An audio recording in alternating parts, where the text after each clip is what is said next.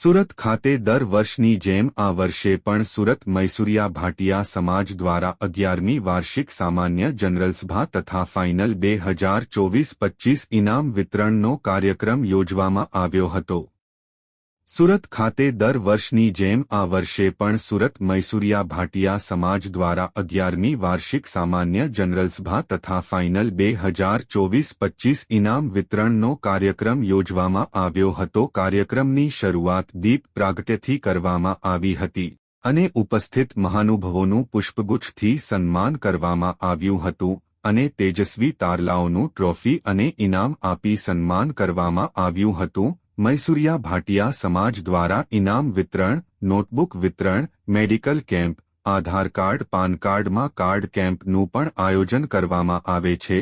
આજના આ પ્રોગ્રામમાં 1500 જેટલા માણસોનું ભોજન સમારંભ પણ રાખવામાં આવ્યો હતો। કાર્યક્રમમાં મૈસુરિયા સમાજના પ્રમુખ અલ્પેશભાઈ તથા ઉપપ્રમુખ કુલદીપભાઈ મૈસુરિયા તેમજ કમિટીના અન્ય સભ્યોનું સારું એવું યોગદાન રહ્યું હતું। રિપોર્ટર સુનિલ ગાંજાવાલા, સુરત।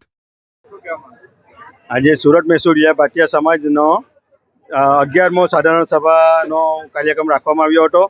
આજે જે અમારા સમાજના તારલાઓ છે તેમના માટે આજે અમે 102 ટ્રોફીનું આયોજન કર્યું હતું। ત્યાર ઉપરાંત જે પીએચડી થયા છે, ડૉક્ટર થયા છે, જે ફોરેનમાં સમાજના દીકરાઓ અભ્યાસ કરે છે તેમને ટ્રોફીઓનું પણ 15 જેવી ટ્રોફીઓ હતી એમનું પણ આયોજન કરેલ હતું।